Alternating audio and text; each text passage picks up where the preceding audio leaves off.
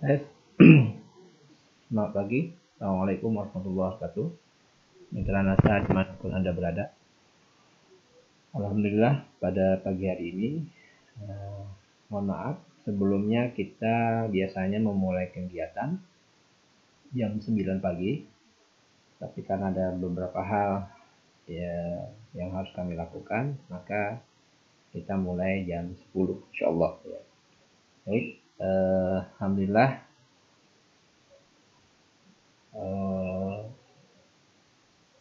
pekan ini adalah pekan yang cukup padat kegiatan ya, mulai dari terutama di grup kita pertanian organik NASA ini. Hari Senin kemarin Pak Dimas ya, sudah mengisi tentang bidang peternakan. Hari Selasa kemarin kita sudah melakukan liputan khusus ya di areal land research kita PT NASA di Pantai Pandan Simo, Kabupaten Bantul, daerah istimewa Yogyakarta. Dan hari ini insya Allah saya akan menyampaikan materi tentang cara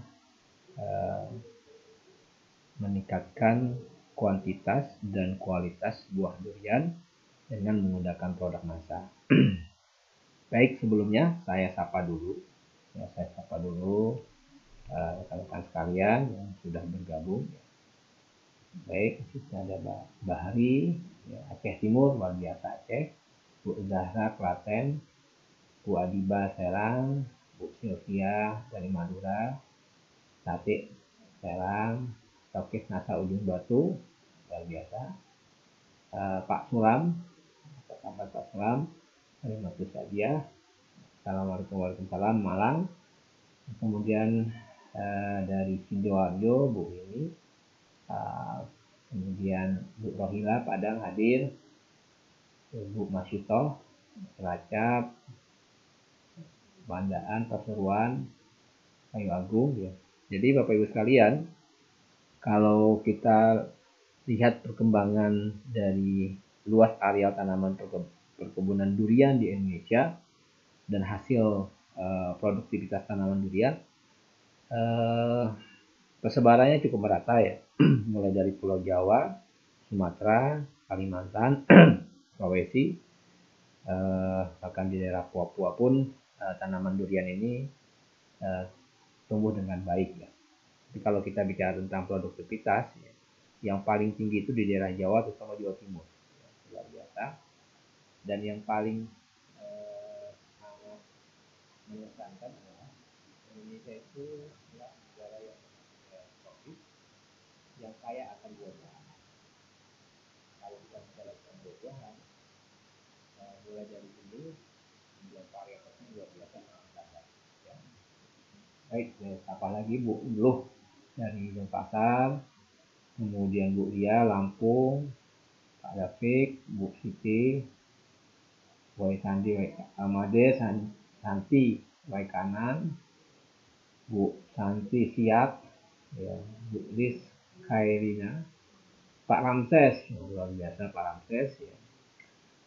Terus kemudian Pak Agus, Bu Tika Bekasi, Bu Susi Lampung hadir, Bu Ika Nilasari, Bu Heni Nganjuk, Bu Setiana Lampung, Bu Marisa Petrinasa Ujung Batu, Rokan Hulu. Apa kabar Bu Marisa? Salam juga untuk Bu Ika yang di Ujung Batu beserta timnya. Ada Pak Ongge, ada juga teman-teman di Ujung Batu sana. Pak Yongki Maluku Utara hadir, Bu Lis Karina, Bu Feni Singaraja, Padaan Jakarta, Pak Atif Sujadi, kemudian Bu Pujianti Singapura durian pasti mahal ya. Jadi Bapak sekalian, kita wajib bersyukur ya dengan begitu banyak nikmat yang diberikan Yang Maha Kuasa pada kita, dan dengan berbagai macam ragam buah-buahan yang ada di Indonesia. Kita bicara satu komoditi saja, misalkan durian, itu di Indonesia ada lebih dari yang terkenal ya, yang unggul, lebih dari 10 varietas unggul yang ada di Indonesia, dan di tempat lain pun juga banyak di negara tetangga ya. Tanaman durian ini pun juga merupakan tanaman asli Asia Tenggara ya. Nah, uniknya hampir rata-rata, walaupun mungkin sebagian orang banyak yang tidak menyukai durian dari sisi baunya, terutama kalau orang Asia Tenggara cenderung lebih banyak yang suka dibandingkan yang tidak suka. Tapi kalau orang dari negara Eropa, bau durian itu dianggap masuk kategori sebagai bau yang sangat tidak menyenangkan. Jadi orang-orang Eropa itu kurang menyukai durian. Tapi pangsa pasar durian masih terbuka sangat lebar. Jadi dan nilai ekonomisnya pun juga sangat menjanjikan. Ya, sangat menjanjikan. Contoh saja misalkan Bapak sekalian,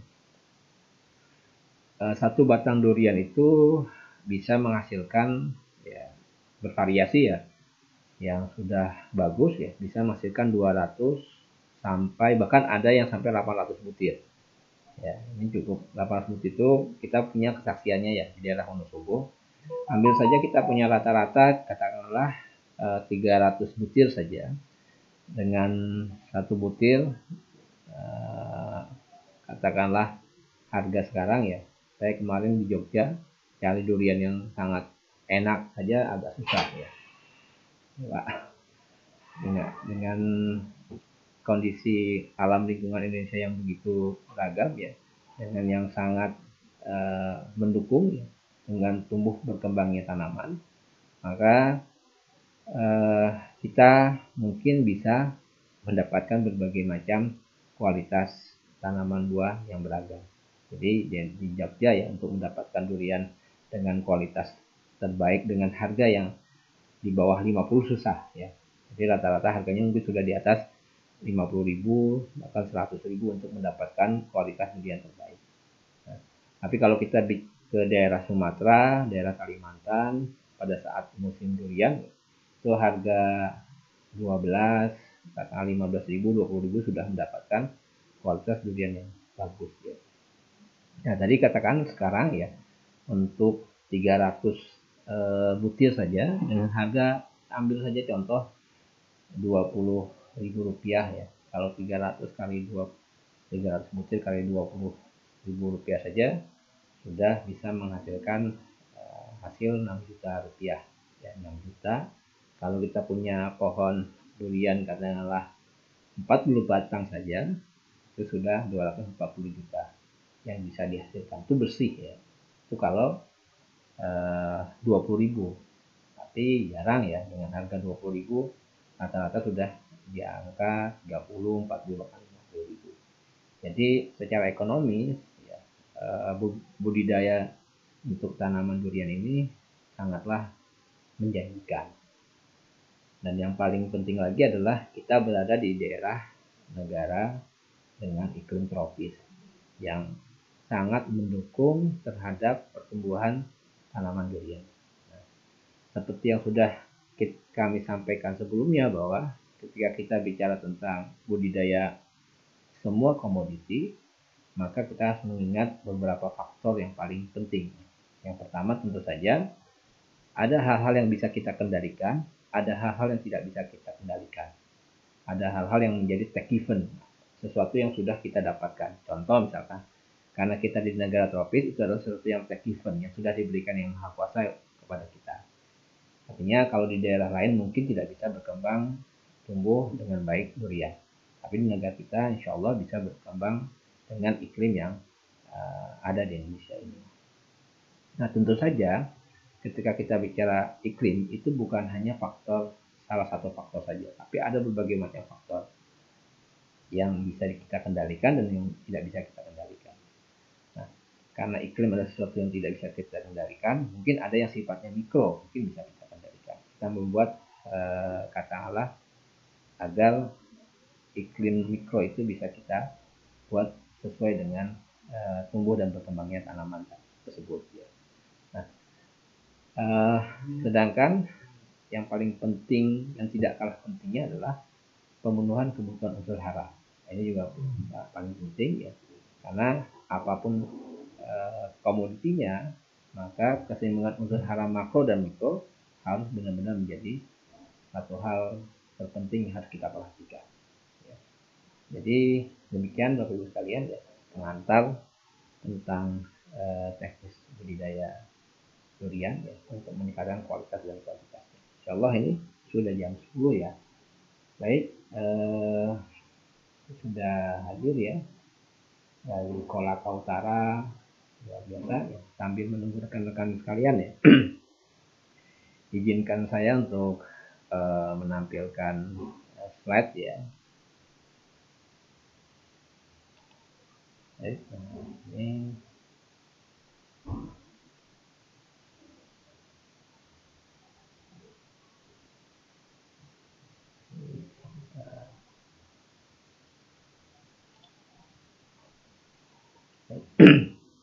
di sini ada gambar beberapa foto-foto ya, yang bisa memberikan terutama kepada Bapak Ibu sekalian. Insya Allah semua kita yang tinggal di Indonesia tahu yang namanya buah durian, dan tahu juga yang namanya pohon durian. Ini mudah-mudahan bagi penyuka durian, selamat bergabung dengan komunitas penyuka durian. Tapi bagi yang tidak menyukai durian, itu tidak membuat menghalangi kita untuk mengusahakan budidaya durian. Ya. Banyak orang-orang yang tidak suka durian tetapi menanam durian karena dari sisi ekonominya. Baik Bapak-Ibu sekalian, kita akan mencoba membedah satu persatu terkait dengan teknis budidaya durian.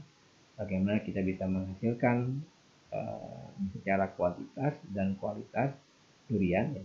Kalau bicara kuantitas berarti banyaknya jumlah buah yang dihasilkan.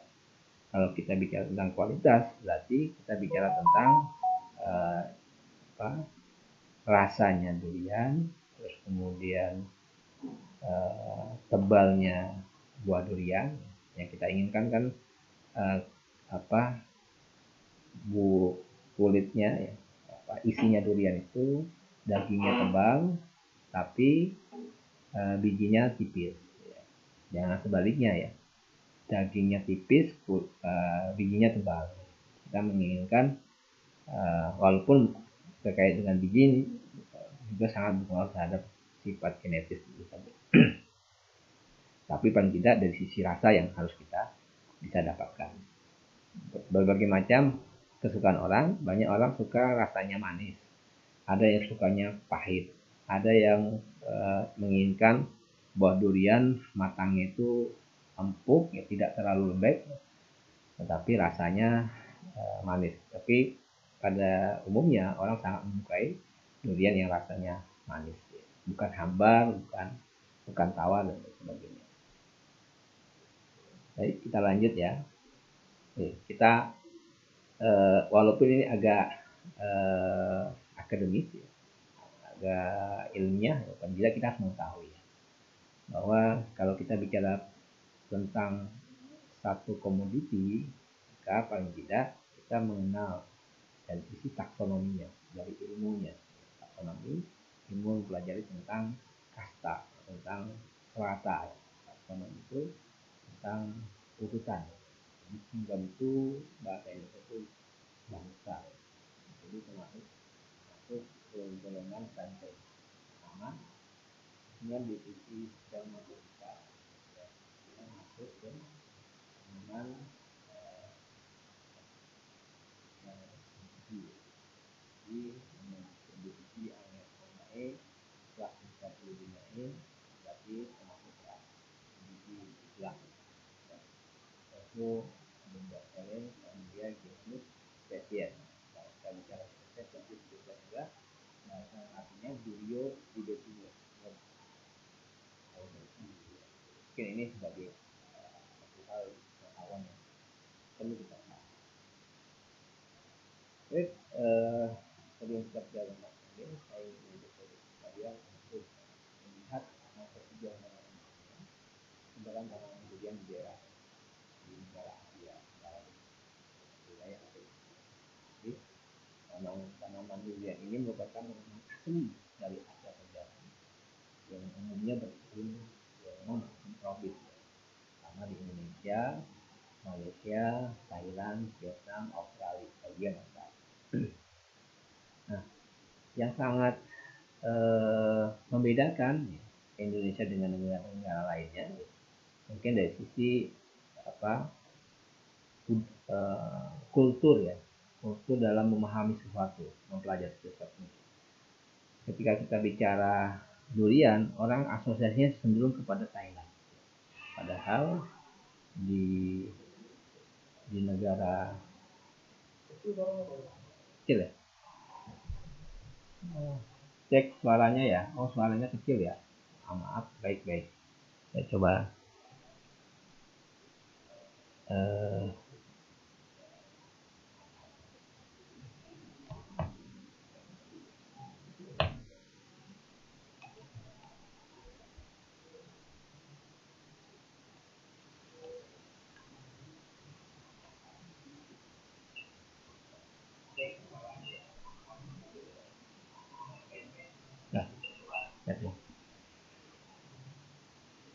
ini udah hidup dari tadi ya.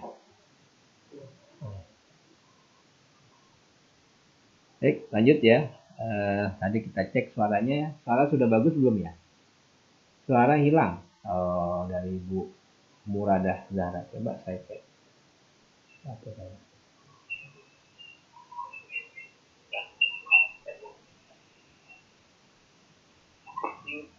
Udah hidup dari tadi ya?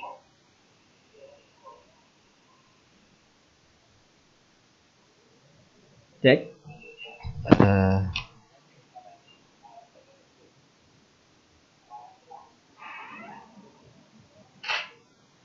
Oke, makasih Pak Udin.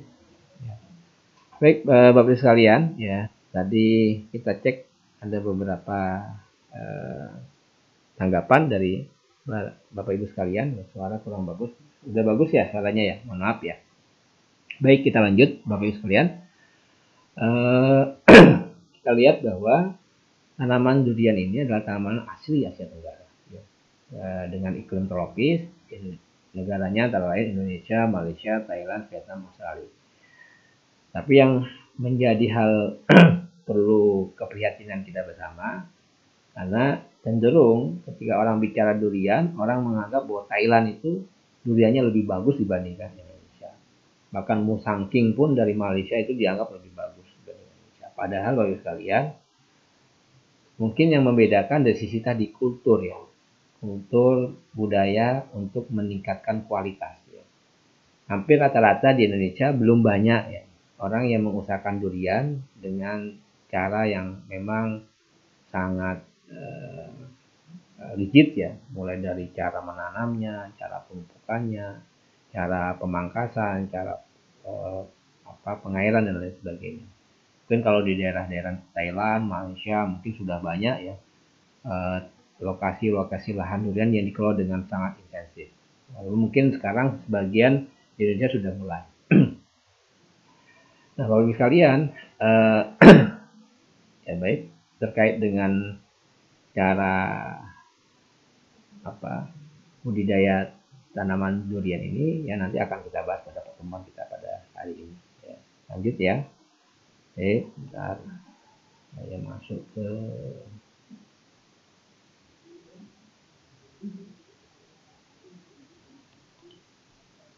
baik. Baik.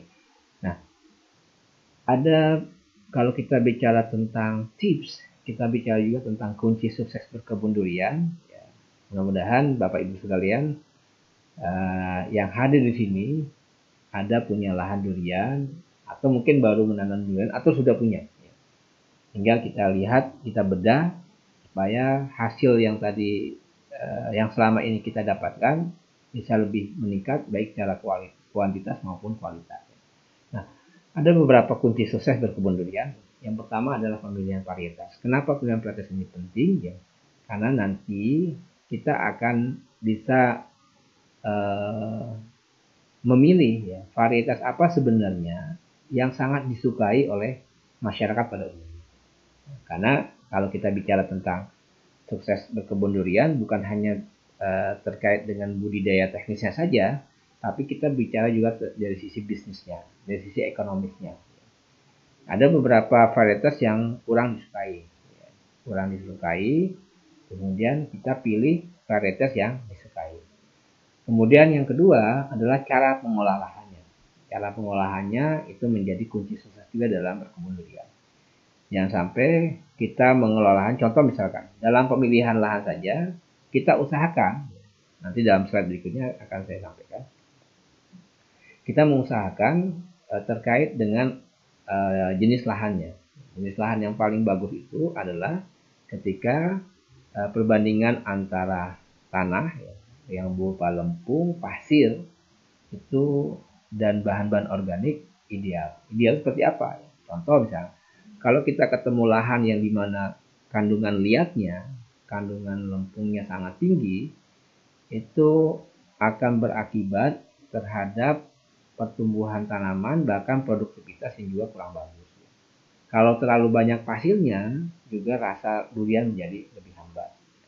Makanya kita pilih lahan yang dimana kandungan kandungan lempungnya dan kandungan pasirnya, kemudian bahan organiknya juga ideal. Salah satu contohnya misalkan tanah-tanah latosol atau PMK, persolik merah kuning, atau tanah andosol. Ini istilah-istilah dalam tanah tanah yang umumnya diketahui oleh para praktisi di perkebunan. Nah, termasuk juga nanti dari sisi ketinggian lahan. Ketinggian lahan masuk ke, jadi di antara 50 meter sampai 600 di bawah permukaan laut. Kemudian cara penanamannya, bagaimana cara pemupukannya, kemudian pengendalian hama penyakit, terus kemudian cara mengatur tumbuhan di luar musim. Nah, ini juga menarik kita lihat. Ada di antara beberapa praktisi di perkebunan durian itu benar-benar melakukan penerapan bagaimana bisa membuahkan durian di luar musim. Di luar musim, nah ini juga perlu kita garis bawahi. Mudah-mudahan waktu kita cukup ya untuk sampai pada bab ini ya, cara mengatur tumbuhan di luar musim. Baik, lanjut ya. Nah, ini beberapa ragam varietas ya durian ya. Duria cutejensis, Duria oxyamus, Duria dulcis, Duria graveolens. Mungkin ini bahasa yang kurang kita familiar ya. Mungkin lebih familiar nanti ada varietas yang kita kenal ya, terusnya di Indonesia. Nah, ini kalau Indonesia ya, ini terkait terkait dengan beberapa lokasi ya. Seperti varietas unggul asal Indonesia itu ada Kani, ada Sunan, ada Sukun ya. Kani, Sunan, Sukun, Petruk, si Tokong, Mas, Otong, si Hijau, si Japang, si Dodol, Bokol, si Riwik, Perwira, Petaling, Namlung. Ini beberapa varietas unggul durian yang ada di Indonesia ya. Yang kadang nama-namanya pun ada beberapa yang kita akrab, tapi ada juga yang kalau Petruk mungkin kita sudah akrab ya, tahu durian Petruk enak. Tapi seperti si Dodol mungkin kita kurang begitu akrab. Tapi memang ini terkait dengan daerah setempat. Dan mudah-mudahan kita punya kesempatan untuk bisa tahu apa sih bedanya antara varietas Kani, Sunan, Sukun, Petruk, si Tokong, Emas, Otong, si Hijau, si Japang, si Dodol, Bokol, si Riwik, Perwira, Petaling, Namlung ya. Bahkan bisa merasakan rasanya. Mudah-mudahan kita dapat kesempatan ya pada saat kita kunjungan di suatu daerah ya, maka ingat-ingat ya. Nah, kalau Kani ini ya, durian Kani ini ya, itu dilepas varietasnya itu, karena varietas unggul ini harus mendapatkan sertifikasi dari Departemen Pertanian ya. Tidak semua varietas itu bisa dijadikan sebagai masuk dalam kategori varietas unggul. Artinya ini varietas unggul, artinya masih ada varietas lain yang ada di Indonesia, sangat beragam ya. Tapi kalau Kani ini dia hanya sekali berbuah itu hanya sedikit ya. Jadi kalau kita ingin mengusahakan memang agak kurang ekonomis ya. Karena apa? Karena sekali produksi hanya 15 sampai 50 buah per musim.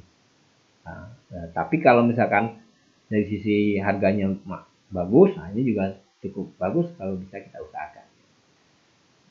Ya, jadi pembuahannya itu di umur 5 sampai 8 tahun ya. Kami. Dan dia ini diintroduksi dari Thailand. Diintroduksi dari Thailand ya. Buat bobot buahnya sekitar 1,5 kilo. Ya, jadi satu buah itu sekitar 1,5 kilo. Ya, panjangnya sekitar juringnya itu berarti kalau kita buka sekitar 4 sampai 6 juring. Iya, jumlah bijinya sekitar 5 sampai 18. Nah, kalau Sunan, Sunan ini juga durian tapi asli dari Boyolali. Ya. Boyolali, siapa yang dari Boyolali? Mudah-mudahan ada Bapak Ibu sekalian yang berasal dari Boyolali. Mungkin ada juga yang belum pernah merasakan ya, durian varietas Sunan ini. Saya pun juga kalau makan durian nggak tahu kalau nggak tanya sama yang punya, yang punya pohonnya. Biasanya punya pohon paham ini jenis varietas apa. Ya, terus kemudian dan produksinya juga cukup bagus Sunan ini. Bisa sampai 200 sampai 800 butir ya per tahun ya. Bobotnya sekitar 1,5 sampai 2,5.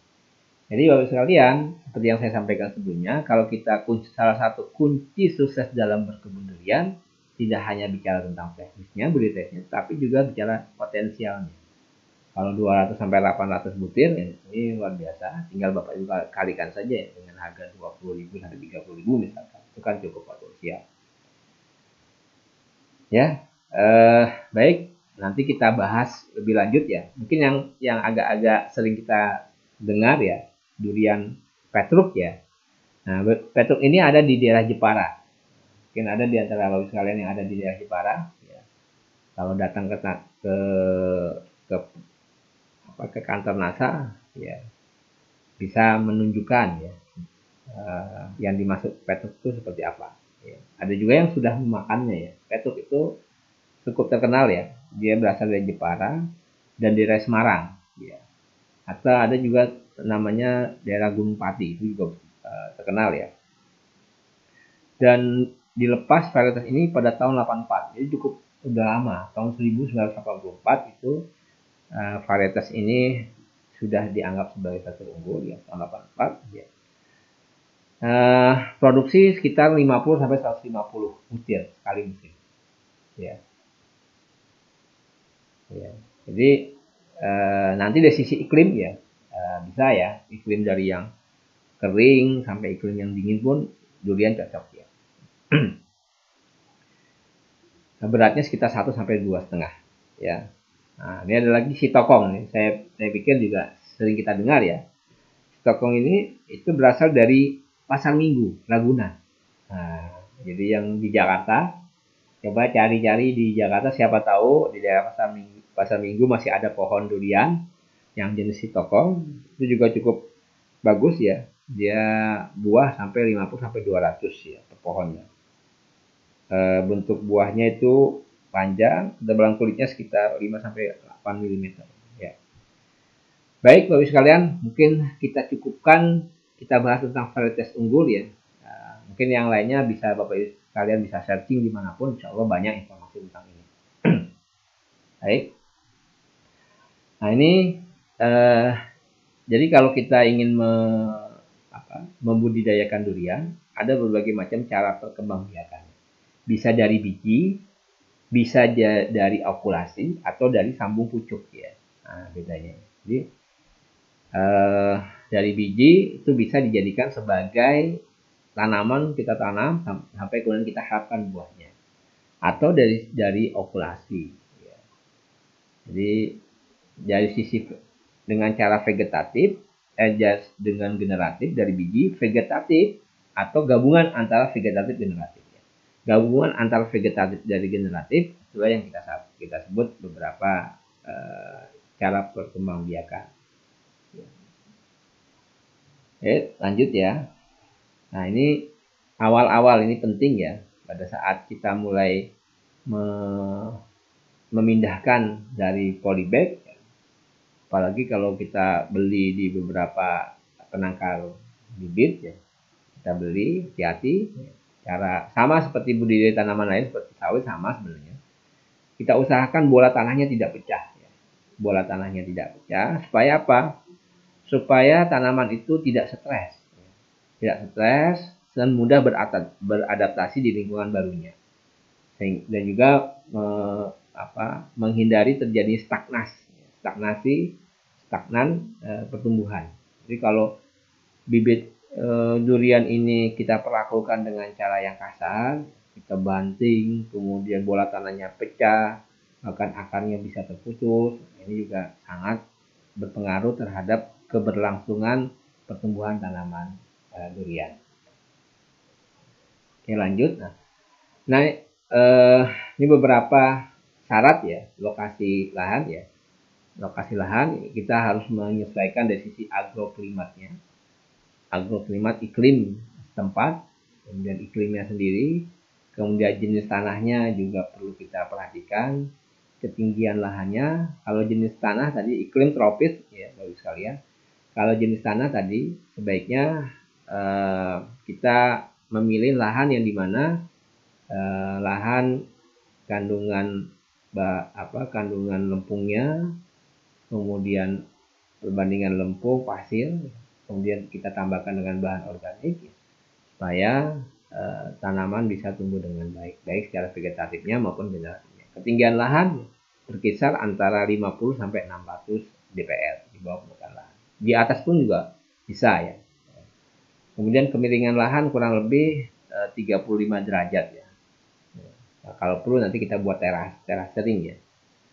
Kemudian keasaman tanah kita usahakan ya pH tanah di angka 6 sampai 7. 6 sampai 7. Tebal solum maksudnya tebal tanahnya. Jangan sampai kalau tanahnya terlalu tipis, maka kemungkinan tanaman durian kita rubuh itu sangat besar. Jadi usahakan tebal solumnya itu bisa paling sampai 50 cm sampai 300 cm, 3 meter tebal tanahnya.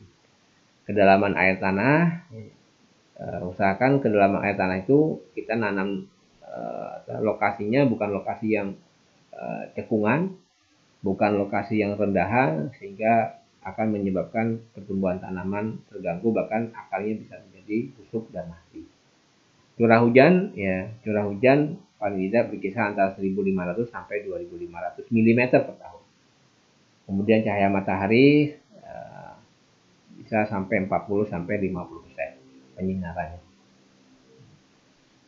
Nah, kemudian Bapak Ibu sekalian, kita bicara tentang tahapan fase generatif ya. Jadi tanaman durian itu bisa berbunga antara 1.000 sampai dengan 100.000. Ya, tanaman durian bisa berbunga 1.000 sampai dengan 100.000 dan tidak semuanya tentu saja menjadi buah. Nah, lalu kemudian bunga durian, ya ini khas ya. Bunga durian itu biasanya mekar saat sore hari. Ya, beda ya kalau tanaman-tanaman bunga-bunga yang kita usahakan ya. Biasanya kan kita berharap ada yang mekarnya pagi hari, bahkan kita kenal ada bunga pukul 8. Bunga pukul 8 biasanya dia mekar pagi hari. Nah, tapi kalau bunga durian itu mekar saat sore hari. Nah, pada saat sore hari dan penyembukan itu berlangsung pada malam hari. Penyembukannya, jadi bunga jantan dan bunga benang serbuk sari menyerbuki putik ya, itu berlangsung malam hari, dibantu oleh angin dan serangga. Artinya kalau ada terjadi pada malam hari yang sangat ekstrim, misalkan terjadi angin yang sangat kencang, pada saat itu memang bunga durian sedang mekar, bisa jadi tidak jadi nanti buahnya. Tapi kalau pada umumnya bunga durian itu mekar sore hari dan penyembukan di malam hari. Nah, Pasca penyebukan apa yang terjadi? Kelopak bunganya gugur sehingga menyisakan benang sari dan ovaria. Dan inilah yang nantinya menjadi yang bisa tahap selanjutnya menjadi buah. Nah, karena terjadinya kompetisi unsur hara lah yang kemudian menyebabkan tidak semua bunga menjadi buah. Nah, lalu masa kematangan itu 4 bulan setelah berbunga. Jadi Bapak Ibu sekalian, inilah menjadi kunci kalau kita ingin melakukan pembuahan di luar musim. Kuncinya adalah umumnya durian itu akan siap dipanen setelah 4 bulan bunga mekar. Artinya setelah terjadinya penyebukan. Jadi 4 bulan setelah penyebukan itu akan menjadi buah dan buahnya itu yang siap dipanen, dipetik. Nah, ini akan juga sangat berpengaruh terhadap intensitas cahaya. Jadi beberapa lokasi-lokasi yang terhalang bangunan, terhalang oleh tanaman lainnya sehingga intensitas cahayanya juga tidak maksimal, maka bisa menyebabkan tanaman durian tidak tumbuh dengan baik, termasuk juga produksinya. Nah, kemudian kita bicara tentang syarat kesesuaian iklim.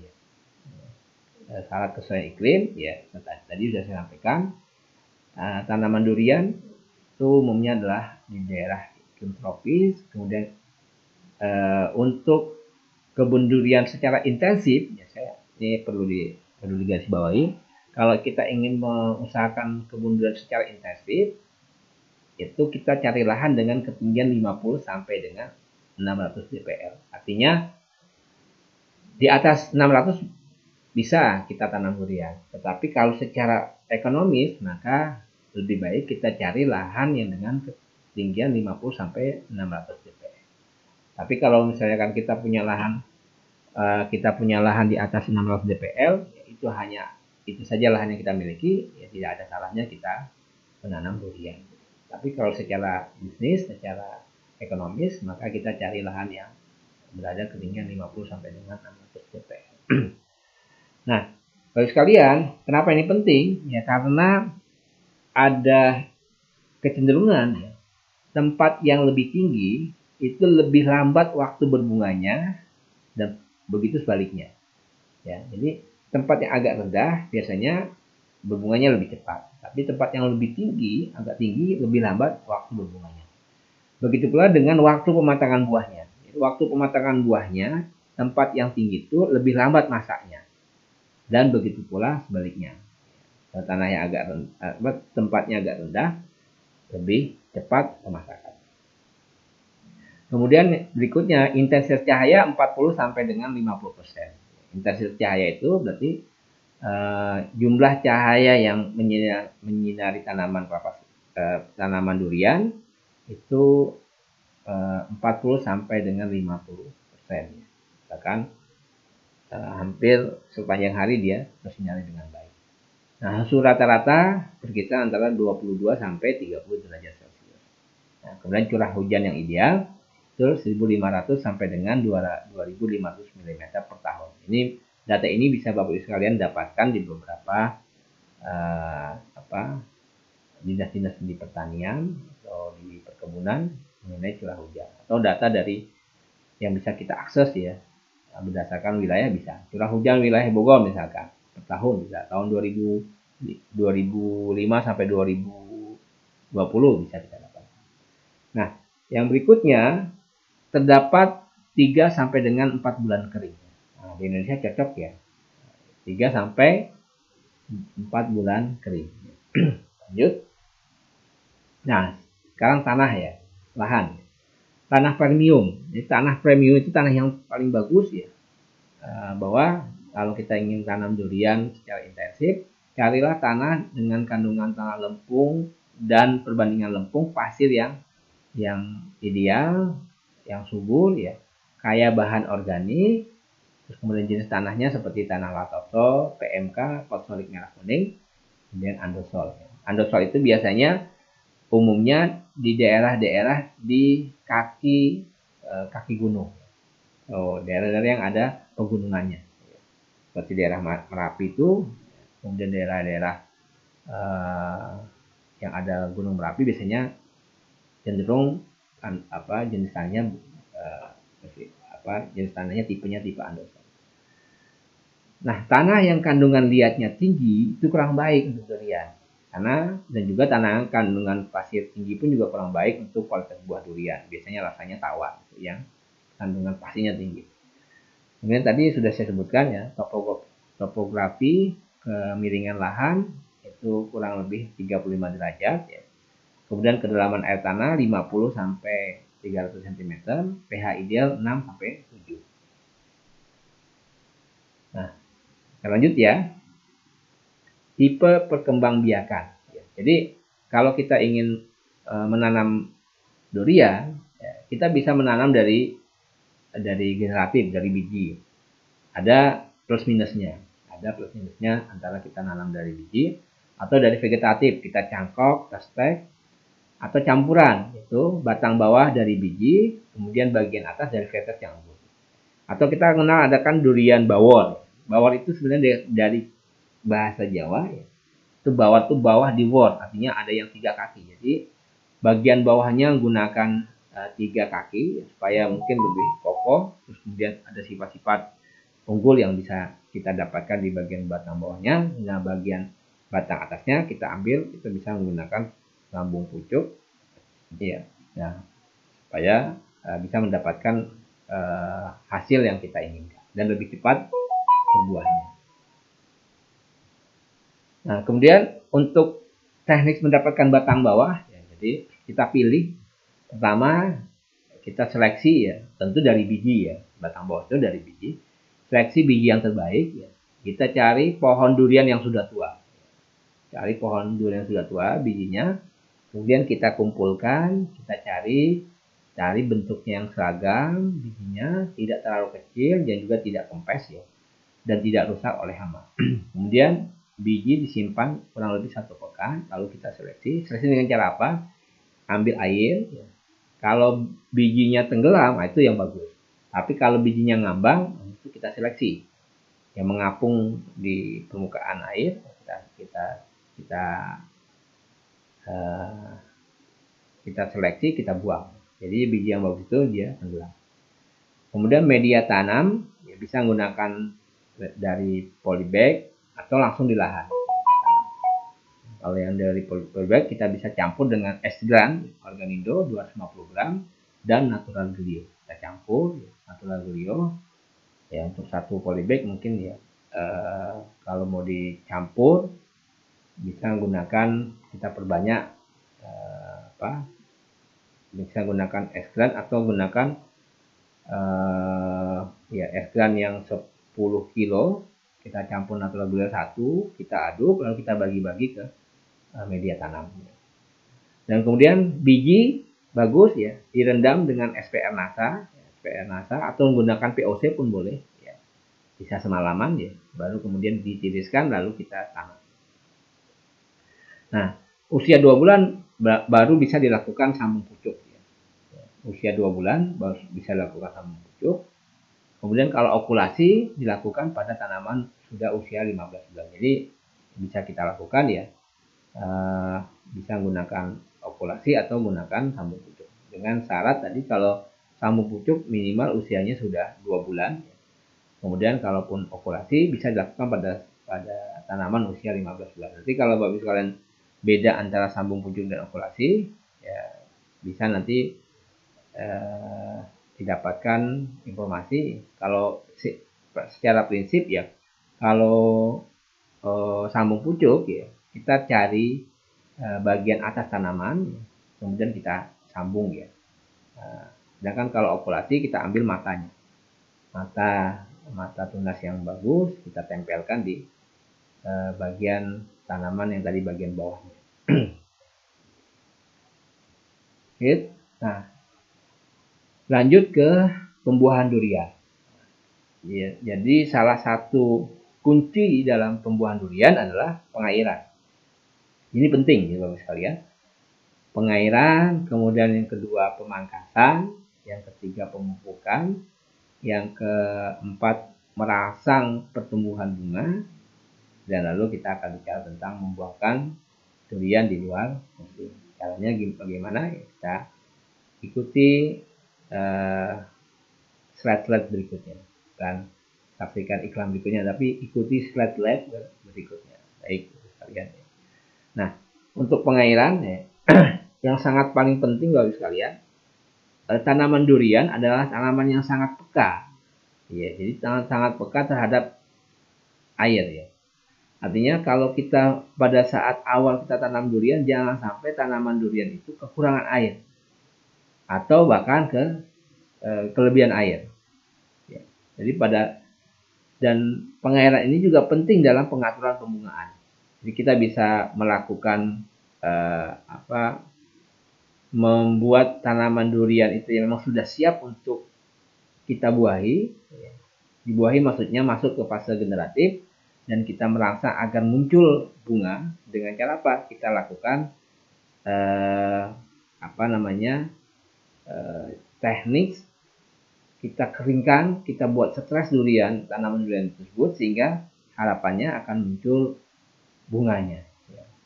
Tapi kalau tanaman durian itu tidak kita lakukan pengeringan, jadi sepanjang tahun itu tanaman itu tercukupi airnya, itu akan muncul akan dominan pertumbuhan vegetatifnya.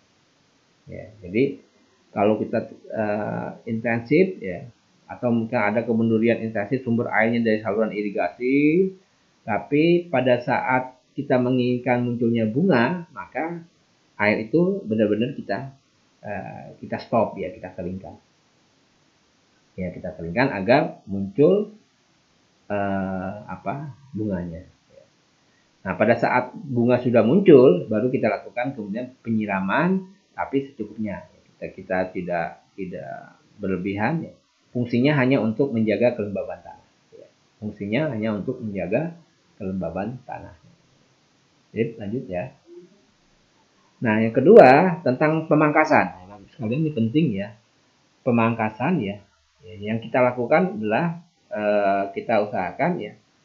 Pemangkasan itu dilakukan paling tidak pada saat usia tanaman duriannya sudah berusia 1,5 tahun di lahan ya. 1,5 tahun di lahan. Nah, yang kita pangkas itu apa? Ya, pengangkasan tunas-tunas air. Pengangkasan tunas-tunas air, cabang atau ranting yang sudah mati yang terkena hama penyakit. Jadi kita memang harus rajin ya dalam perawatan. Kemudian pemangkasan terhadap ranting yang tersembunyi. Tersembunyi itu ya dia tidak terkena sinar matahari, maka kita pangkas ya. Nah, usahakan pemangkasan dengan cara yang seimbang, kanan kiri seimbang. Nah, pemangkasan bertujuan untuk membentuk pohon agar batangnya kokoh, kemudian percabangannya seimbang. Ya. Nah, kita harus tentukan 3-5 cabang terbaik. Tentukan 3-5 cabang terbaik dengan jarak paling tidak 75 cm sampai 1 meter dari permukaan tanah. Ya, 75 sampai 1 meter dari permukaan tanah ya. Nah, kalau tanaman durian itu sudah sampai 3-5 meter, kita pangkas ujungnya, paling ujungnya, supaya pertumbuhannya itu benar-benar bisa mencapai cabang-cabang yang bagus. Tapi kalau terlalu menjulang tinggi, maka tidak akan nanti cabang-cabang yang memang kita pertahankan itu pertumbuhannya tidak maksimal ya. Jadi nanti pada saat dia sudah tinggi kita perlu pangkas di pucuknya ya. Nah, kemudian yang berikutnya adalah pemupukan. Kita masuk ke slide berikutnya adalah pemupukan ya. Ya, seperti hal yang sudah saya sampaikan sebelumnya, ada 4 tepat ya dalam pemupukan. Tepat dosis, ya, tepat waktu, tepat cara, dan tepat sasaran. Nah, tepat dosis tentu saja kita bicara tentang pupuk yang berimbang, baik makro dan mikro. Ketika kita bicara makro, maka kita langsung bicara tentang pupuk NPK. Ya. Mikro, kita bicara tentang pupuk mikro ya. Maka kalau di kita, maka kita bicara tentang pupuk organik nasta. Nah, pada saat awal-awal, jadi pada saat usia 1,5 ya, 0 ya, 0 sampai katakanlah menjelang tanaman itu masuk masa produksi, maka kita kuatkan N dan P-nya, unsur N dan P-nya ya pada saat awal tanaman. N itu untuk pertumbuhan daunnya, ranting batangnya, P juga untuk pertumbuhan batang supaya lebih kokoh. Nah, saat memasuki fase generatif, kita gunakan pupuk yang kandungan K-nya tinggi. Kalau pada saat vegetatif, N dan P-nya yang tinggi. Tapi pada saat memasuki fase generatif, kita gunakan pupuk yang kandungan K-nya tinggi plus unsur hara mikronya. Mn, Cu, Zn, Mb, B, Ca, Mg. Nah, pada saat awal tanam, kita ulangi lagi pemupukan. Pada saat awal tanam, kita ulang 1 tahun berikutnya. Jadi, pemupukan tadi, ya, pupuk yang kandungan pada saat awal tanam kita sudah pupuk sebelumnya, ya. Kita sudah pupuk, itu nanti di awal ya, kita pakai super nasa granul 250 gram, kita tambah N, P, kemudian 1 tahun berikutnya kita ulang lagi. Nah, dilakukan pada saat akhir musim hujan dan awal musim kemarau. Pemupukan kita lakukan pada saat akhir musim hujan dan awal musim kemarau. Oke, lanjut. Nah, ini mudah-mudahan terlihat ya. Ini sudah saya buatkan berdasarkan umur tanaman. Pemupukan per tahun ya. Pemupukan tanaman durian per tahun. Ya. Saya sudah buatkan kolom-kolomnya. Ya. Contoh umur 1 tahun sampai 3 tahun. Nah, ini maksudnya fase vegetatif ya. Umumnya fase vegetatif ya. Kita tambahkan pupuk kandang kurang lebih 30 sampai 50 kg per pohon. Ya, pupuk kandang, atau bisa juga kita gantikan dengan super nasa granul ya. Kita pakai super nasa granul paling enggak 250 sampai 300 gram per pohon. Atau kita gabung pun boleh ya. Misalkan pupuk kandangnya kita hanya punya 10 kilo, oke, tambahkan super nasa granul 250 sampai 300 gram. Kemudian NPK-nya ya bervariasi setengah kilo sampai 1 kilo per pohon. Ya. Kemudian super nasa granul tadi ya, super nasa ini bukan granulnya tapi ini super nasa, kita juga bisa pakai 5 sampai 10 gram per pohon. Nah, pada saat umur 1 sampai 3 tahun belum kita gunakan PWR. Mungkin PWR bisa di akhir pada saat tanaman sudah masuk ke usia 3 tahun, menjelang ke 4 tahun. Kemudian frekuensinya per tahun 3 sampai 4 kali ya. 3 sampai 4 kali pemupukannya. Terus POC nasa disemprotkan di bagian daunnya 4 sampai 5 tutup ya. POC-nya 4 sampai 5 tutup, harmoniknya 1 tutup. Nah, nanti penggunaan harmonik bisa kita lebih intensifkan kalau kita melakukan yang namanya pembuahan di luar musim. Nanti kita bicarakan selanjutnya.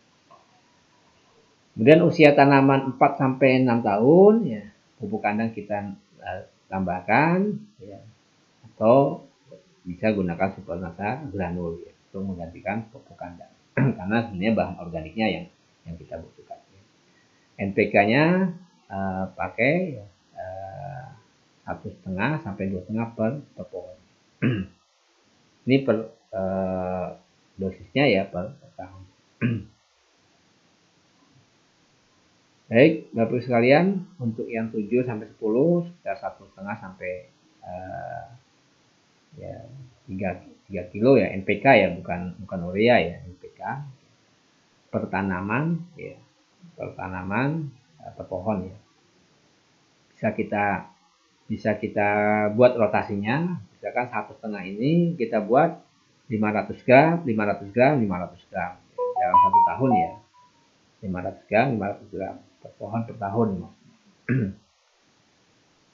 Dan begitu pula selanjutnya ya, untuk es super nasa 10 sampai 20 gram.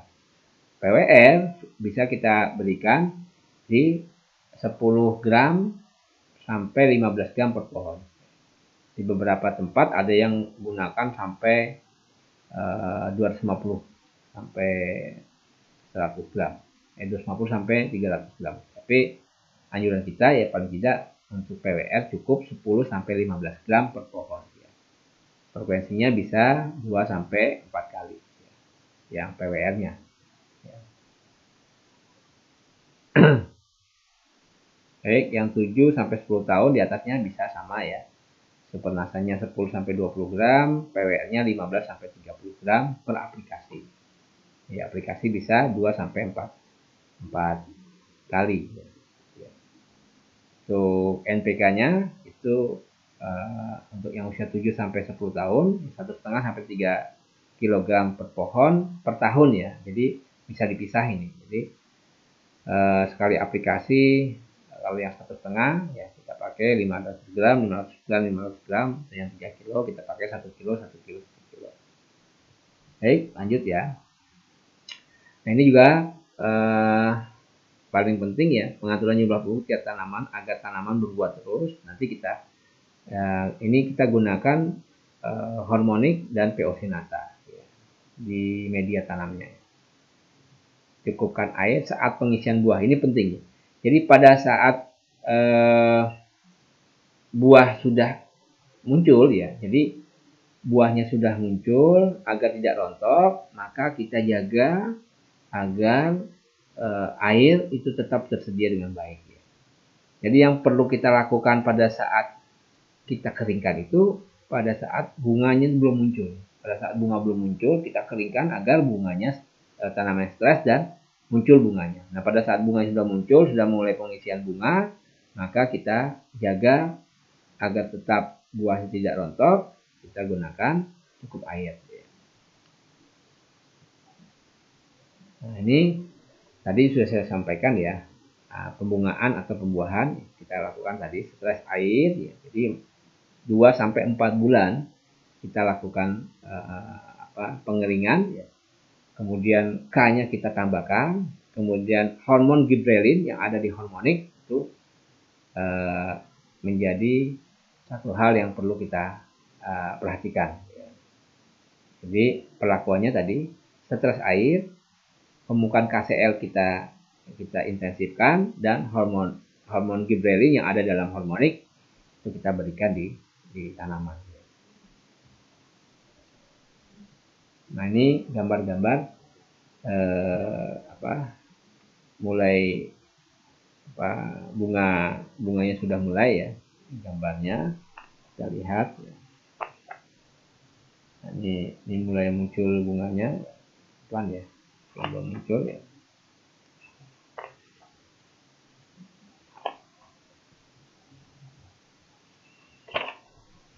Baik, belum muncul ya. Nah ini bunga ya, bunganya sudah muncul. Nah, ini mulai dari bunga sudah muncul ya, calon-calon bunganya. Nah ini sudah ada buahnya ya. Buahnya ya usia 1 bulanan ya buahnya ini.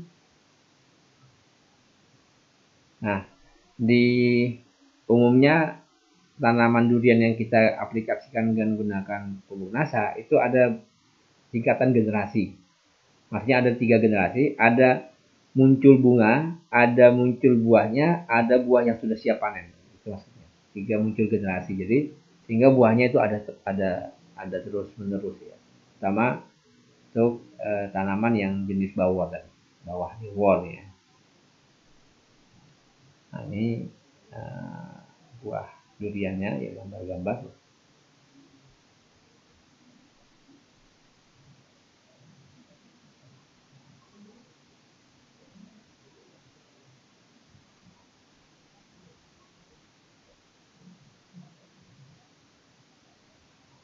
Nah ini tadi lihat ya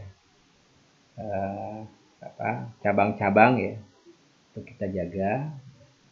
Jadi ada cabang yang memang kita pertahankan, ada cabang-cabang ranting yang memang harus kita buang supaya kualitas buahnya juga bagus.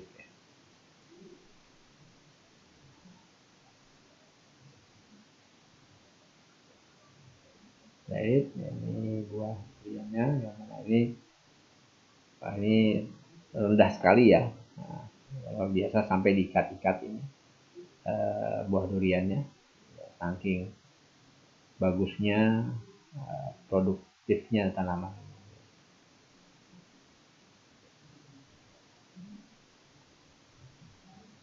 Nah ini sebenarnya enggak ini ya.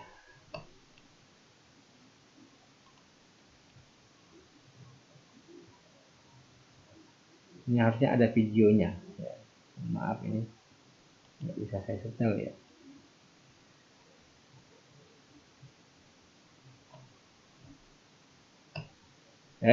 Kita lanjut ya. Tadi cara pemangkasan ya. Cara pemangkasan sudah ini. Jadi kita bentuk lebar tajuknya sekitar 6 sampai 8 meter ya. Jarak tanamnya idealnya 6 kali 6 kali 6 atau hingga 8 kali 8. Nah, kita ingin lihat ya inovasi teknologi bawah di bor ya. Ada berapa kakinya itu ya awalnya ya. Kemudian ini ada beberapa keunggulan ya, kuat ini ya, buah sesuai induknya, ketinggian 10 sampai 600 di bawah permukaan laut ya, pencegahan banjir, mencegah tanah longsor, mempertahankan cadangan muka air, usaha penyelamatan dari pengaruh global warming, aspek sosial, ekonomi, dan pengembangan nanti. Bawor luar biasa. Mungkin banyak di antara bapak sekalian yang sudah merasakan nikmatnya durian bawor yang bisa jenisnya montong. Proses pemanenan ya optimal, lontok pada batas tangkai buah, maksudnya memang jatuh sudah layak panen ya, aroma harum, tidak busuk. Nah, bapak sekalian, saya ingin menyampaikan tadi ya, membuahkan durian di luar musim. Jadi kalau kita ingin membuahkan durian di luar musim itu minimal kita punya 2 atau 3 lokasi. Ya, minimal 2 atau 3 lokasi. Contoh misalkan ya,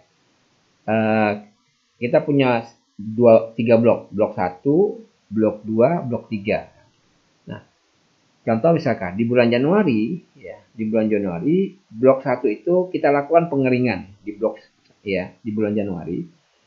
Di blok pertama, ya blok pertama itu kita lakukan pengeringan tadi ya.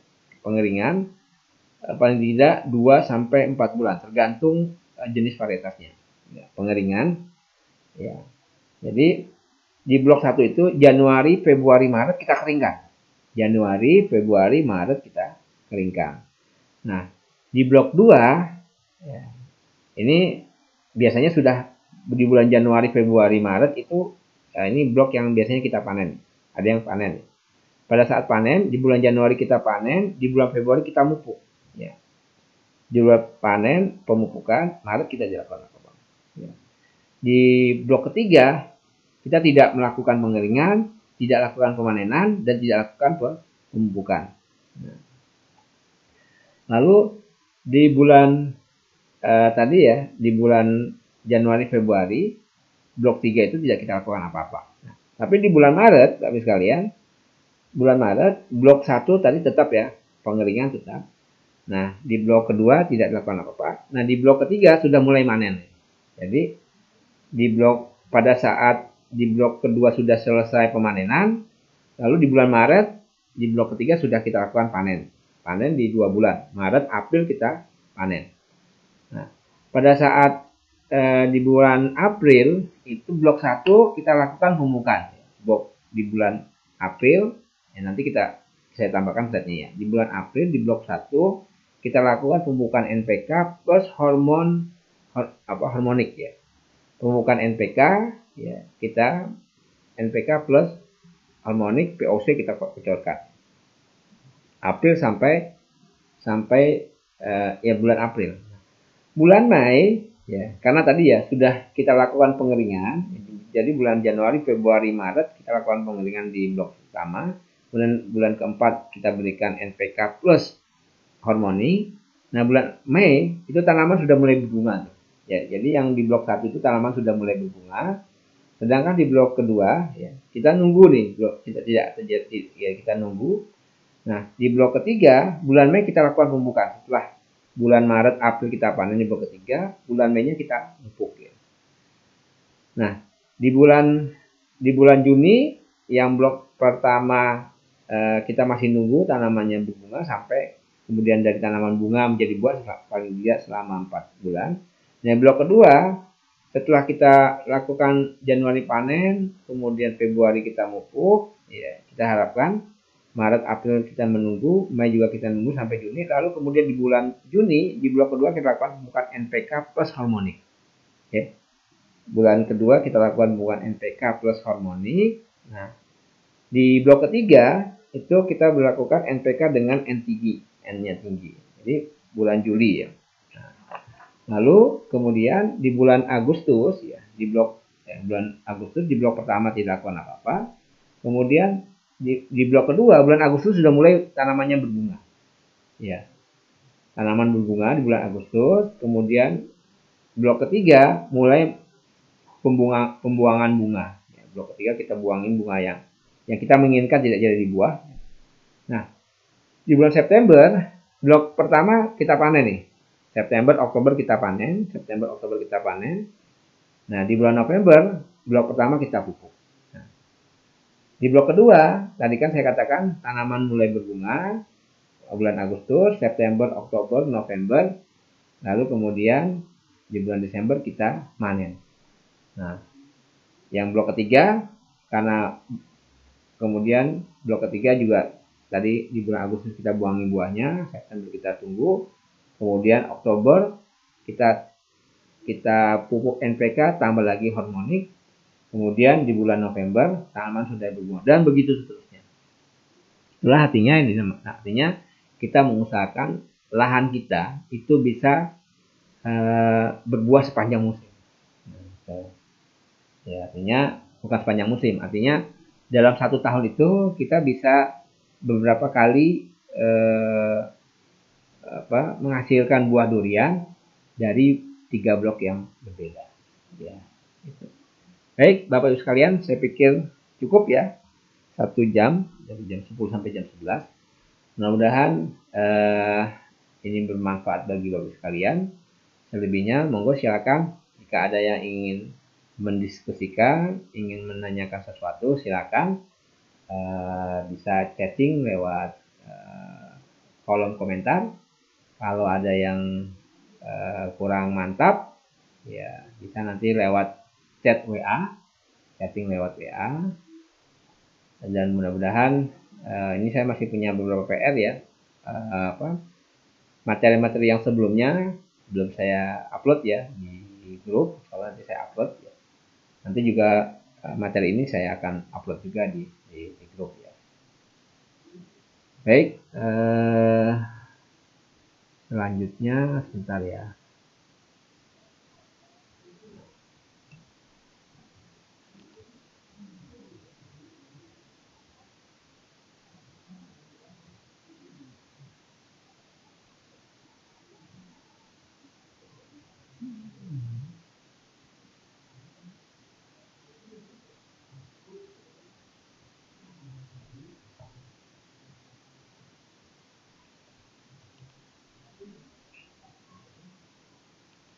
Baik, baik sekalian, sambil saya melihat komentar ya, saya lihat dulu jika ada pertanyaan-pertanyaan yang bisa saya sharingkan ya.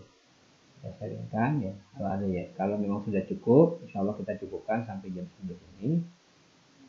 Kalau ada yang ingin menanyakan, tadi ada yang tanyakan kalau daerah dingin bisa nggak? Bisa ya, bisa saja ya. Daerah pegunungan bisa ya. Asal intensitas cahaya mataharinya benar-benar dapat ya, jangan sampai terhalang. Pengendalian hama penyakitnya kita biasanya gunakan BPN, bisa kalau untuk ulatnya kita bisa juga gunakan Pentana, Pestona atau Metilat ya.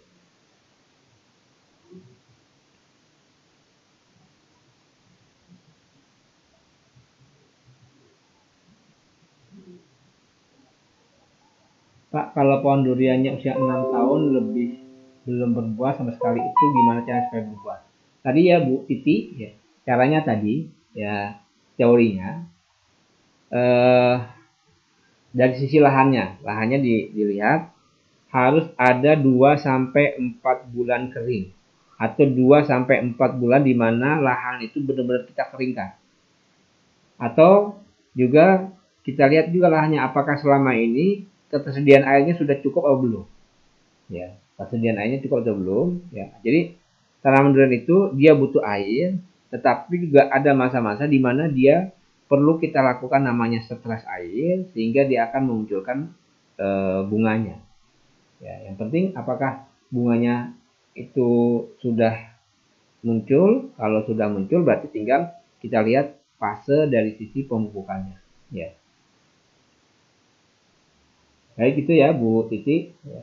Tadi butuh 2-4 bulan masa kering. Jadi kita streskan. Kalau perlu kita buat semacam punggungan ya. Sehingga ketika ada air hujan sehingga tidak dapat yang tadi 2-4 bulan kering, kita bisa tutup ya. Sehingga air hujan itu langsung kena di tanah.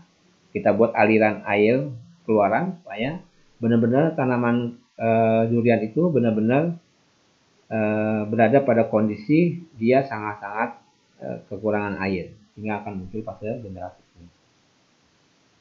Pak mau tanya, kalau untuk durian yang udah umur 5 tahun sudah pernah berbuah tapi buahnya tidak sempat matang karena udah jatuh duluan, jatuh sebelum matang, itu dikasih apa ya? Di Bu Suhaila Nasa ya. Pertama dari sisi pupuknya ya, sisi pupuknya kita jaga. Dari sisi lahannya tadi ya, seperti yang saya sampaikan ke Bu Titi tadi ya, kita usahakan tanamannya pada saat dia sudah muncul bunga. Artinya gini, ada tahap di mana kita ingin memunculkan bunga, tapi ada tahap di mana kita ingin mempertahankan bunga sampai kemudian jadi buah dan kemudian buahnya tidak rontok. Pada saat fase di mana kita ingin memunculkan bunga, ya, kita lakukan yang namanya pengeringan ekstrim. Ya, kita jaga supaya tanaman itu tidak mendapatkan air secara ekstrim. Tapi ketika tanaman itu sudah muncul bunganya, maka yang kita perlu lakukan, kita pastikan tanaman itu mendapatkan air cukup. Ya, kita pastikan tanaman itu mendapatkan air dengan cukup. Tapi tidak berlebihan, tetap kita jaga supaya kelembapan tanah itu terjaga. Nah, lalu kemudian kita tambahkan tadi unsur N, P, K, kemudian KCl ya. Tadi pada saat bunga tadi ya sudah muncul pada saat kita sudah keringkan muncul bunganya ya. Lalu kemudian kita lakukan tadi ya pengeringan tadi udah muncul. Setelah pengeringan ada satu masa atau sekitar 1 bulan kita gunakan pupuk NPK plus hormonik ya berdasarkan usia tanaman. NPK plus hormonik dan VOC. Kalau kita punya hormonik berarti kita punya hormonik plus power nutrisi. Jadi masa tadi pengeringan selama 3 bulan tadi kita lakukan pengeringan. Setelah 3 bulan cukup, lalu kita berikan pupuk NPK pakai hormonik, VOC plus juga power nutrisi. Ya, power nutrisi. Lalu kemudian kita tunggu bunganya.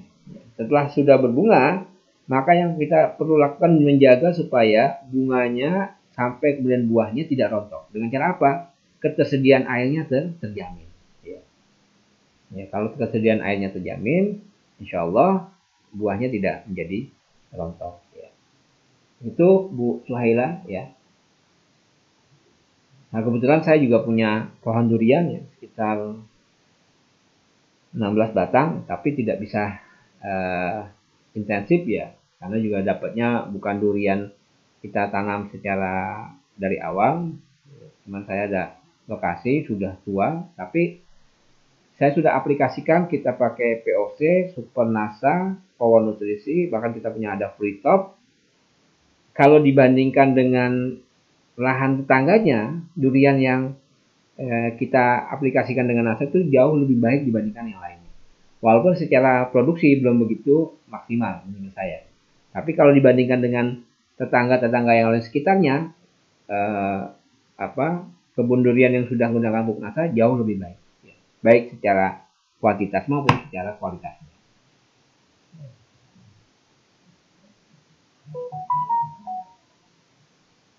Nah, tadi Ummu Habibah mau tanya Pak, saya baru Pak, kalau pohon durian bisa berapa kali panen dalam setahun? Ya, dalam setahun itu kalau tanaman secara fisiknya, tanaman secara fisiknya tadi saya katakan, contoh tadi ya, kita punya blok ya, ada 3 blok tadi ya. Pada Januari, Februari, Maret ya, Januari, Februari, Maret kita keringkan. Lalu di bulan April kita melakukan pemupukan NPK, akan muncul nanti bulan berikutnya, harapan kita akan muncul bunganya. Nah, karena bunga menjadi buah itu butuh waktu kurang lebih 4 bulan, berarti Juni, Juli, Agustus, September. Juli, Agustus, September baru kemudian kita panen ya. September, kita Oktober. Ya, artinya dalam 1 tahun itu 1 kali untuk 1 blok ya. Tapi kalau kita punya blok yang lain, kita lakukan dengan cara yang berbeda. Bisa juga kita bisa setting ininya panennya. Artinya untuk satu tanamannya sendiri ya, dalam 1 tahun sekali. Artinya jadi ada September, Oktober kita panen. Misalkan kita punya pohon 10 pohon ya 10 pohon dengan lokasi yang hampir berdekatan, bisa kita lakukan berbagai macam treatment. Oke, pohon yang ini saya lakukan pengeringan di bulan ini, Januari, Februari, Maret. Tapi pohon yang ini saya lakukan pengeringan di bulan Februari, Maret, April, Mei, Juni. Bisa kita kontrol. Jadi bisa saja nanti dengan 10 pohon itu bisa panen dengan waktu yang berbeda. Ya, tapi kalau pohonnya sendiri ya, setahun sekali. Tapi dengan cara tadi kalau gunakan teori secara umumnya sekali. Tapi kalau yang sudah kita praktekkan di daerah Blitar, itu bisa ada 3 generasi. Tapi 3 generasi itu tetap saja ada fase di mana ada musim kering, ada fase di mana muncul bunga, ada masa kemudian menjadi buah. Kalaupun bisa dalam sekian bulan, mungkin bukan dalam waktu 12 bulan ya. Mungkin sekitar 9 bulan sekali kita panen, 9 berikutnya kita panen. Begitu ya Bu Umu Habibah. Pak Made Santi, Pak ada tetangga kemarin panen durian tapi banyak yang nggak bisa dikonsumsi karena dalam duriannya masih mentah. Itu bagaimana cara mengatasinya Pak? Biasanya cuma pakai pupuk Ponska, mutiara 3 kali dalam 1 tahun. Baik Pak Made Santi, tadi sebenarnya tinggal kita praktekkan saja yang sudah saya sampaikan tadi. Misalkan ya, Januari, Februari, Maret kita keringkan. Kemudian Januari, Februari, Maret, April kita pupuk NPK. Kemudian kita pakai Power Nutrisi, kita pakai POC, tambah lagi hormonik sesuai dengan standar. Nah, lalu kemudian harapan kita nanti 1 bulan berikutnya sudah muncul bunga. Ya, tanaman sudah mulai berbunga, kita tunggu sampai 4 bulan berikutnya. Artinya tanaman berbunga ini dia sudah punya simpanan pupuknya. Simpanan pupuknya apa? Di situ sudah ada NPK-nya tercukupi, ada harmoniknya, powernya, ada fruitopnya. Insya Allah pada saat berbuah itu buahnya itu benar-benar sudah bisa dinikmati kematangan. Tapi yang paling penting lagi adalah menjaga supaya buah itu tidak mudah rontok, tidak mudah jatuh, atau tidak jatuh pada saat belum pada saatnya.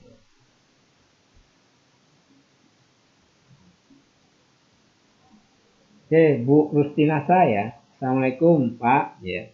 Baik. Pada saat kalau habis panen sebaiknya dipupuk dengan produk NASA harus pakai apa dan lain-lain karena belum pernah pakai produk NASA. Baik Bu Rustinasa. Jadi pada saat kita sudah panen biasanya panennya paling nggak sekitar 2 bulan ya. Kita habis panen, 1 bulan berikutnya baru kita lakukan pemupukannya. Ya. Pemupukannya dengan paling tidak gunakan Super NASA ya untuk bagian bawahnya. Super NASA kita bisa pilih Super NASA Grano atau S Gran Organindo atau SPR NASA. Kalau pakai SPR NASA kita pakai 50 gram per batang. 50 gram per batang. Kemudian di 2 bulan berikutnya kita tambahkan NPK dengan catatan N dengan N tinggi. N tinggi ya cari N kable namanya bisa. Jadi N sama K-nya. Ya, K yang tinggi. Terus kemudian kalau kita menginginkan, jadi gini, kalau kita menginginkan N yang tinggi, berarti kita menginginkan vegetatifnya yang menonjol. Nah, karena kita menginginkan vegetatif menonjol, kita tidak menginginkan panen di bulan berikutnya. Yang kita inginkan intinya misalkan kalau kita ingin panen di bulan Maret April, maka di bulan Juni Juli kita lakukan pemupukan NPK, tapi nanti ketika sudah muncul bunganya kita buangi bunganya.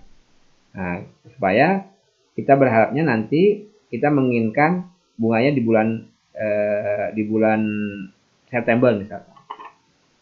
Ya, tapi kalau kita menginginkan bahwa kita menginginkan panen sesuai dengan keinginan kita, jadi setelah kita panen ya, kita panen, lalu kita pupuk ya, kita lakukan pemupukan, lalu nanti di bulan pemupukan biasa ya, kita pakai SPR NASA, pakai SPR NASA atau Super NASA granul. Nah, kemudian 3 bulan berikutnya Maret, April, Mei, Juni. Setelah itu di bulan Juli kita lakukan pemupukan NPK plus POC, hormonik, dan fluid top. Ya, kalau kita menginginkan 4 bulan berikutnya kita ingin panen. Begitu Bu Rusti. Ya.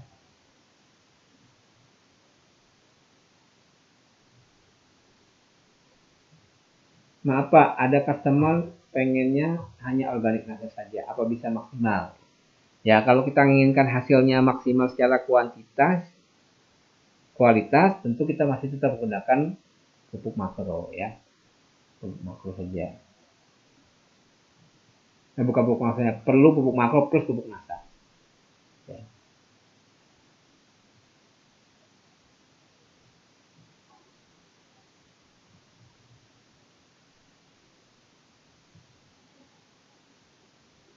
Baik, ini sudah ya tentang kerontokan.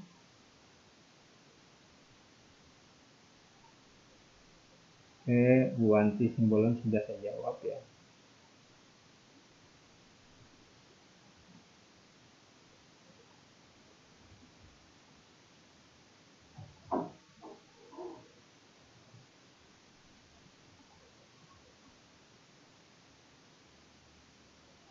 Ya, pengendalian hama, jangan lupa hama penyakitnya terutama dari jamur, natural glio. Kemudian kalau ada serangan ulat ya kita pakai BPL. Kemudian juga pakai metilat ya. Ya, pada saat ini metilat belum, masih cross order ya.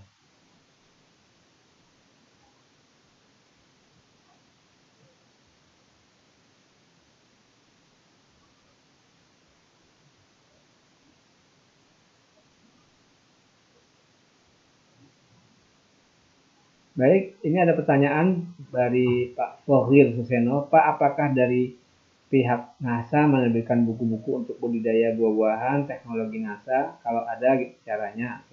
Kalau horti kita belum menerbitkan, Pak Fohir ya. Tapi kalau tanaman padi, pertanian padi organik ya, kita sudah ada bukunya ya, ditulis oleh Bapak Agus Budi Setyono. Nanti bisa langsung menghubungi beliau ya, karena ya demikian Pak Agus Suseno. Ya, mudah-mudahan doakan saja kita punya kesempatan untuk ya, disiplin untuk berusaha untuk menulis ya, sehingga menjadi bisa kita bukukan seperti yang Bapak Agus Suseno sampaikan tadi ya.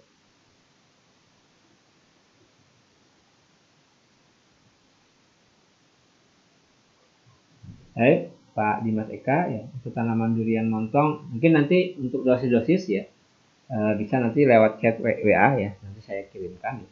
Saya umumnya kalau yang sudah 10 tahun ya tanaman montong bawor ya kita pakai tadi ya, kita dosisnya gunakan untuk NPK-nya pakai 500 gram, ya 500 gram, terus kemudian sampai 1 kilo, kemudian super nasanya pakai 50 gram, powernya 50 gram, kemudian free topnya bisa disemprotkan kalau dia masih bisa terjangkau, pakai 2 gram per liter air. Ya. Misalkan Bapak nyemprot ada 10 liter air, maka tambah 2 gram kali 10 berarti 20 gram untuk free topnya. Demikian ya Pak Dimas Eka.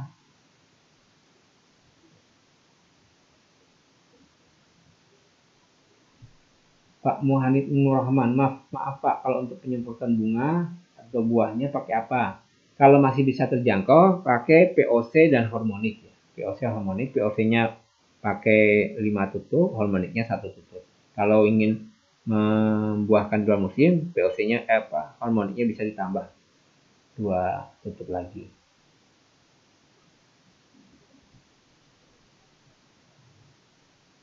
Pak, jika menumbuhkan dengan cara kocor, berapa perbandingan pupuk organik NASA dengan NPK dan dosis per pohon berapa? Tadi sudah ya. Untuk NPK-nya ya kita pakai berdasarkan usia tanaman. Kemudian dosis per pohon tadi pupuk organik NASA SPR-nya 50 gram, PWR-nya 50 gram, kemudian eh, apa?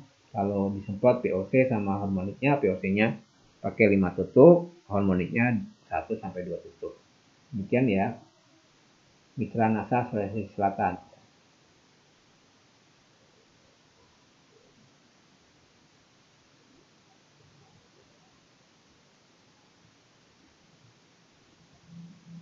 Oke, saya pikir sudah cukup ya. Sudah hampir setengah 12. Mudah-mudahan pertemuan kita bermanfaat dan insya Allah pekan depan ya nanti akan diisi oleh konsultan PT NASA itu Pak Adi Nugroho ya, oleh Rabu depan ya. Beliau akan mengisi terkait dengan porang ya. Mudah-mudahan hari ini Bapak Ibu sekalian sehat semua. Pertemuan kita juga pertemuan yang barokah, bermanfaat, dan alhamdulillah sampai dengan sekarang ya, atas bantuan berbagai pihak ya, kerjasama lintas bidang, lintas departemen ya. Kita punya ada IT, kita juga punya support system, kita punya technical service dan manajemen yang sudah mendukung kita semua sehingga kita bisa melaksanakan acara webinar ini, kita bisa melaksanakan kelas online ini, tentu atas berkat kerjasama semua pihak. Dan terutama juga kepada Bapak Ibu sekalian yang sudah setia untuk mengikuti kelas-kelas online kita. Mudah-mudahan kesuksesan, kemudian keberkahan menyertai kita semua. Mungkin itu saja dari saya. Wabillahi taufiq wal hidayah. Assalamualaikum warahmatullahi wabarakatuh. Semangat pagi.